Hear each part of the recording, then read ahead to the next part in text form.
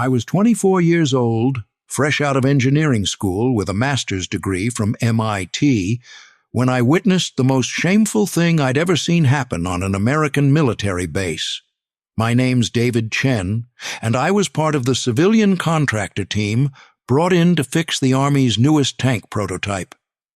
What I saw that day in the Arizona desert changed everything I thought I knew about respect, genius, and how we treat the people who've given everything for this country. It was July 2019, and the temperature at Fort Huachuca was pushing 115 degrees.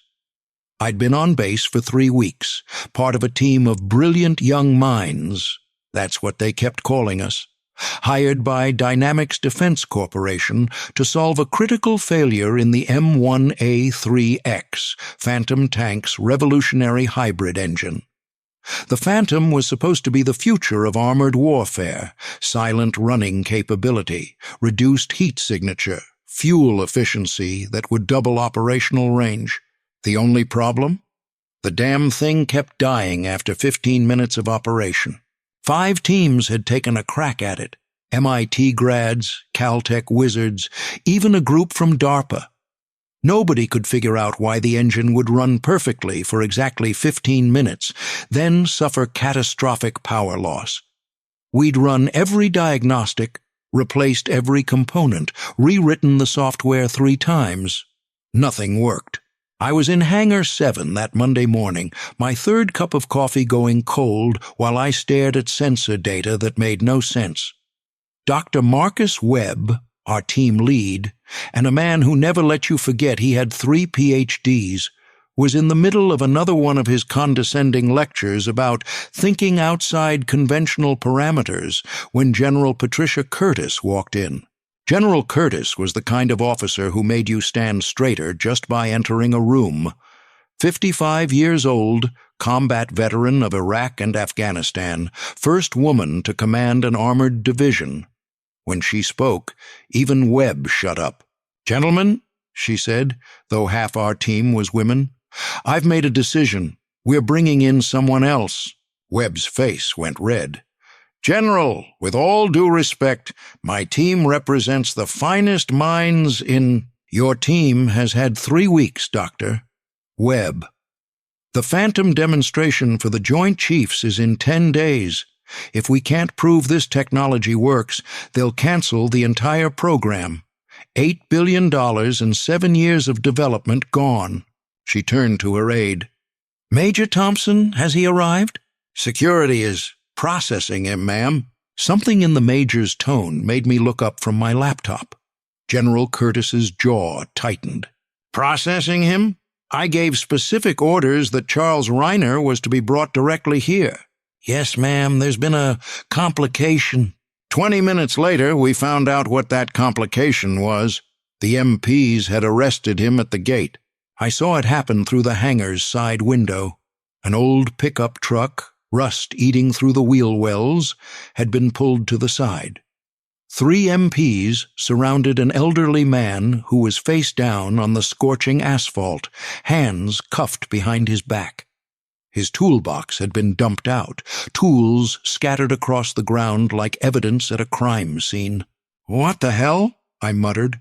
Dr. Webb glanced over, unconcerned. "Probably some local trying to sneak on base. Happens all the time." But General Curtis was already moving, her aide struggling to keep up. I followed, curious. By the time we reached the gate, a small crowd had gathered. The old man on the ground was maybe 70, wearing faded jeans and a work shirt so old the logo had worn off.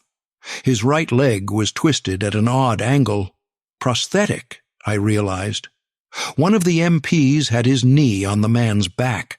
"Sergeant Martinez," General Curtis's voice could have frozen helium, "would you care to explain why you have my specialist face down on the pavement?" The MP jumped up like he'd been electrocuted. "Ma'am, this individual attempted to enter the base with unauthorized tools.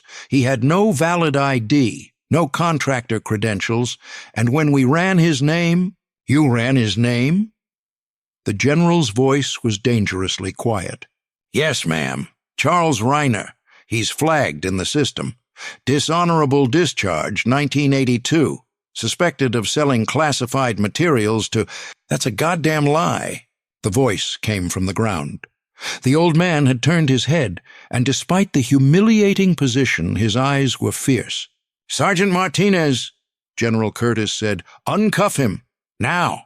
Ma'am, regulations clearly state— I said now. The MPs reluctantly removed the cuffs. The old man struggled to his feet, favoring his prosthetic leg. Up close, I could see the scars on his hands, the deep lines around his eyes. He looked like someone who'd been tired for a very long time. Mr. Reiner, General Curtis said, I apologize for this treatment. Not your fault, General. He brushed dust off his jeans with hands that shook slightly. System says what it says. Been saying it for 37 years. Dr. Webb had joined us, along with half my team. He looked at the scattered tools with obvious disdain. General, is this really necessary? Surely there are qualified contractors. Dr. Webb, the General interrupted. Charles Reiner designed the original hybrid propulsion system your engine is based on. In 1979, he created theoretical frameworks that we're only now able to implement. If anyone can fix the Phantom, it's him, Webb snorted. Forgive me, General, but I hardly think someone who was dishonorably discharged for treason is— The old man moved so fast I barely saw it. Not violently, just a single step forward that made Webb step back. I never sold anything to anyone, Reiner said quietly. I refused to falsify test data, refused to sign off on defective equipment that would have gotten soldiers killed. That's what got me blacklisted. Then why does your file— Webb started. Because Colonel Marcus Thornton needed someone to blame when his pet project failed and killed 3 test pilots. Easier to destroy one sergeant than admit he'd pushed unsafe tech. Reiner looked at the general. Ma'am, if you don't need me here— We need you, she said firmly. Sergeant Martinez, help Mr. Reiner collect his tools. Dr. Webb, you and your team will extend every courtesy and resource to Mr. Reiner. Is that understood? Webb's face was purple. General, I must protest. Noted. Now move. As we walked back to the hangar, I helped the old man carry his tools. The box was ancient, probably military surplus from the Vietnam era.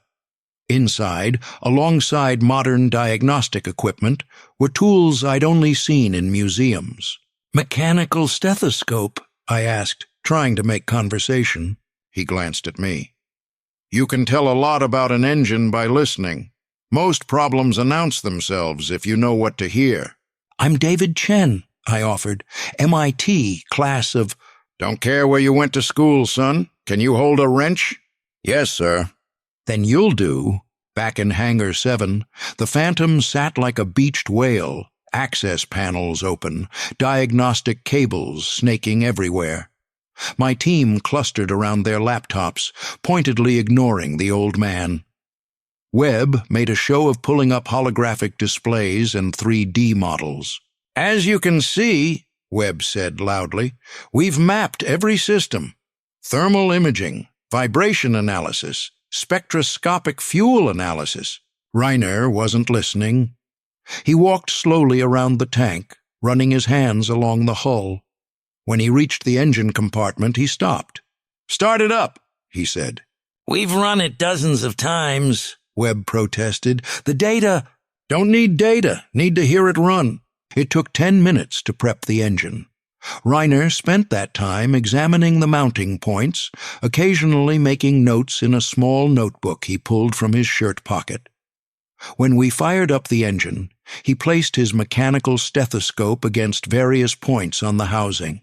You're wasting time, Webb muttered to General Curtis. This is voodoo, not engineering. Exactly 15 minutes later, right on schedule, the engine died. Reiner straightened up slowly, his prosthetic leg obviously bothering him. Harmonic resonance cascade, he said simply. Webb laughed. That's impossible. We've checked— You checked the primary mounting points, But this hybrid design creates a double frequency pattern. After 15 minutes of heat expansion, the secondary frequency matches the resonance of the tertiary mounting bracket, creates a feedback loop that tricks the computer into thinking there's a catastrophic failure. "That's ridiculous," Webb said. "The computer modeling shows—" "Your computer model assumes uniform thermal expansion, but the composite materials in the new armor create uneven heat distribution, changes the resonance pattern." Reiner pulled out his notebook, sketched a quick diagram. "See? The frequency shift happens here, at the junction between the old system architecture and the new materials." I looked at the diagram. It was elegant, simple, and made perfect sense. How had we missed it? "Run your thermal imaging at these specific points," Reiner continued. "You'll see the pattern." Webb snatched the notebook, studied it, then thrust it at one of his team members.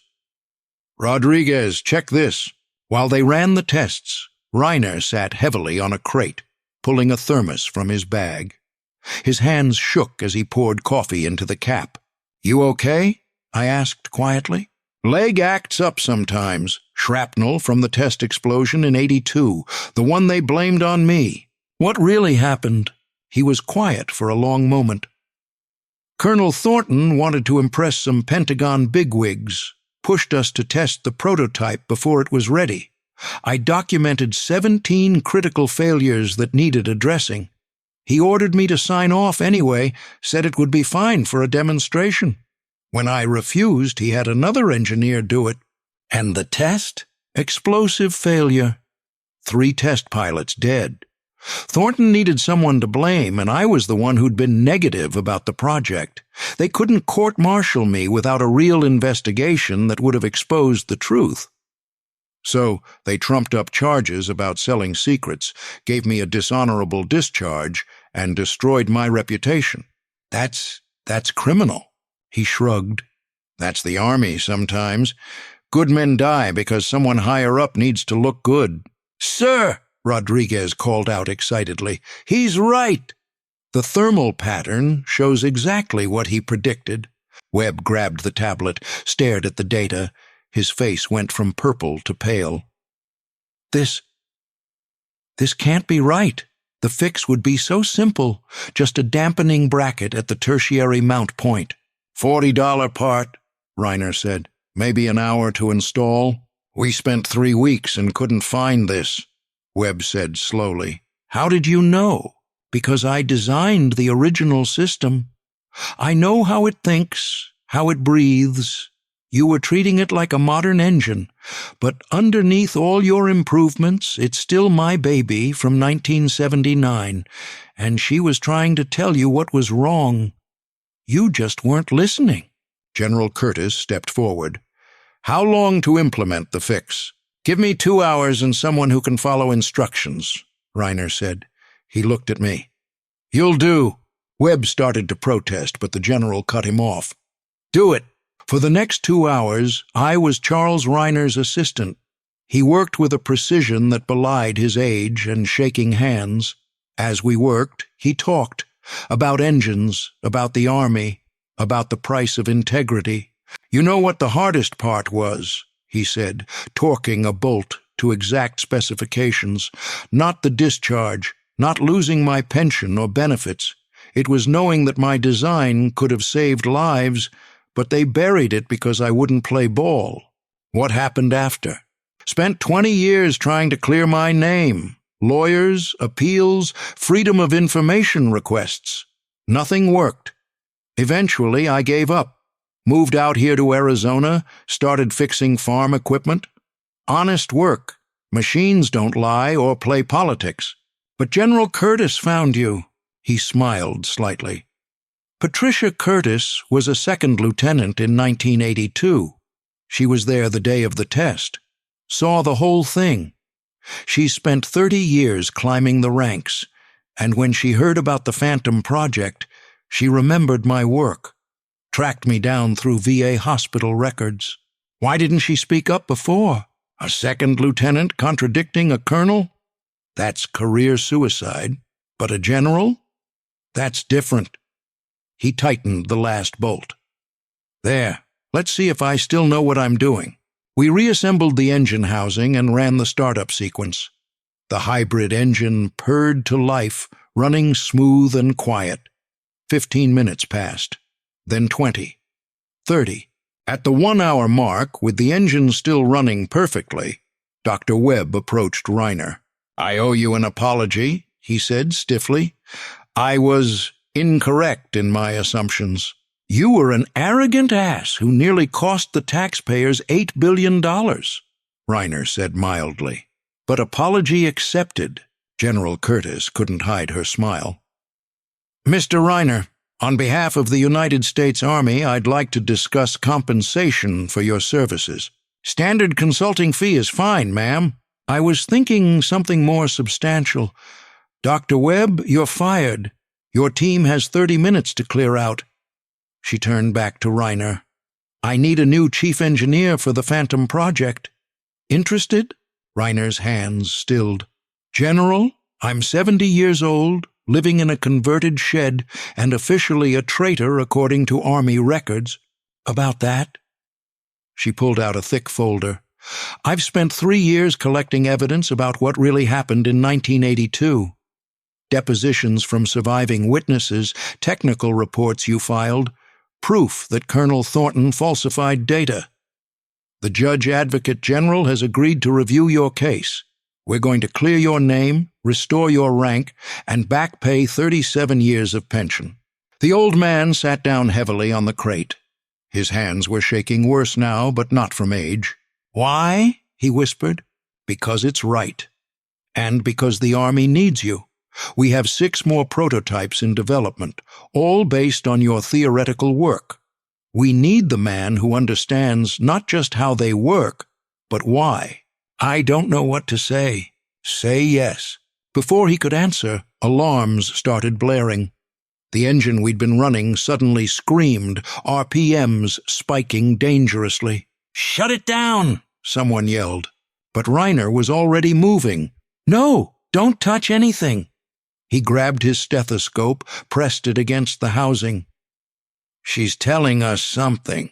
The engine noise was deafening, but Reiner stood perfectly still, listening. Then he reached for a single cable and unplugged it. The engine immediately settled back to normal. "Faulty sensor," he said calmly. "It was sending false overheat signals.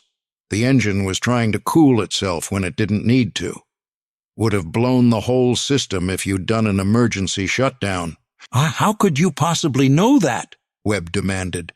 "Because I listen. 40 years ago, I learned that machines are honest. They'll tell you exactly what's wrong if you pay attention. People, on the other hand," he looked at Webb, "people lie, cheat, blame others for their failures. That's why I prefer engines." General Curtis extended her hand. "So, Mr. Reiner, will you come back?" He looked at her hand for a long moment, then at the Phantom, then at me and the other young engineers who'd gathered around. "One condition," he said finally. "Name it. I want to train the next generation. Not just the technical stuff, but the importance of integrity, of standing up when something's wrong, even if it costs you everything.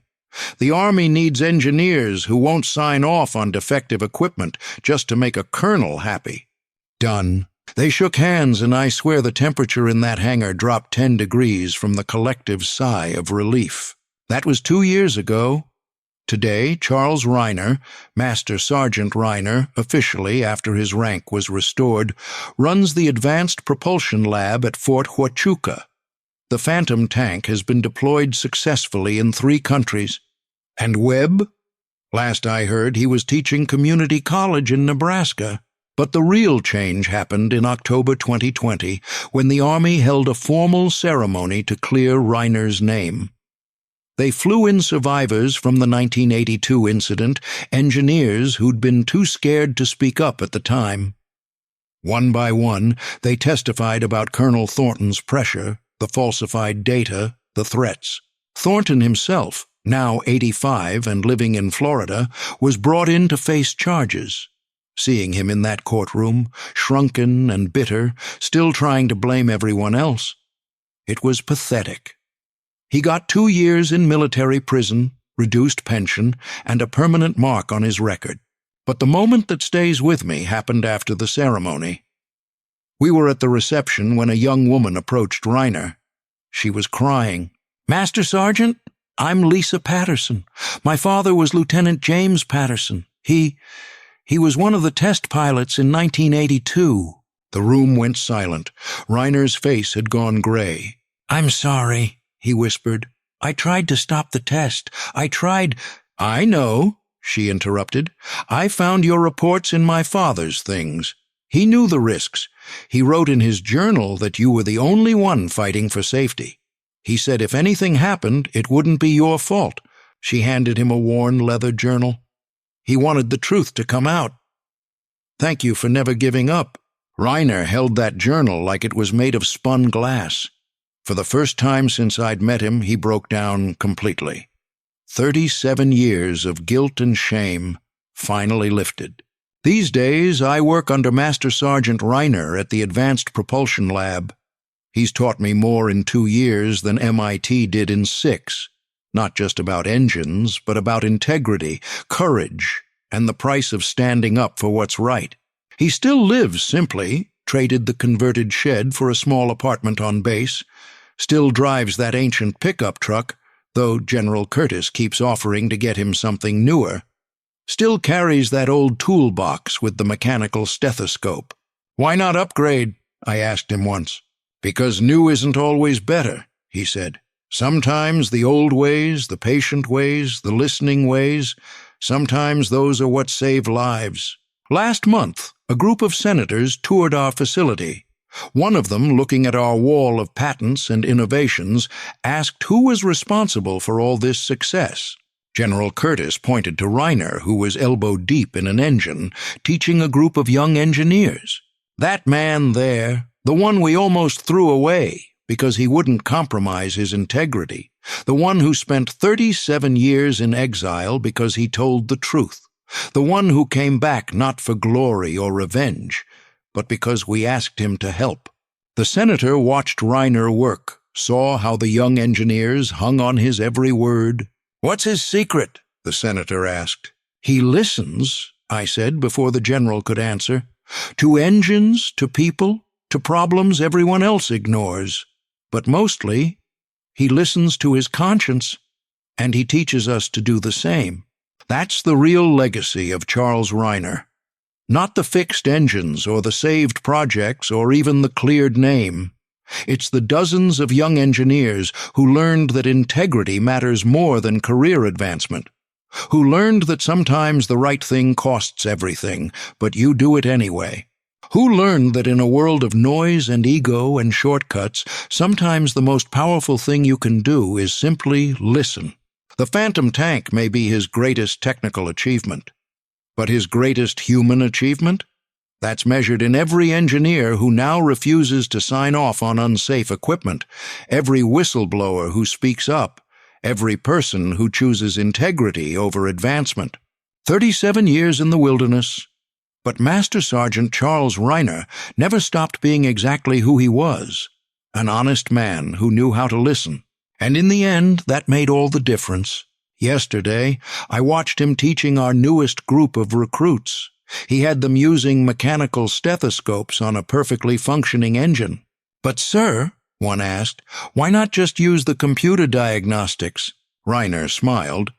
"Because computers tell you what's wrong. But if you listen, really listen, the engine will tell you what's about to go wrong. And preventing failure? That's worth more than fixing it. How do you know what to listen for?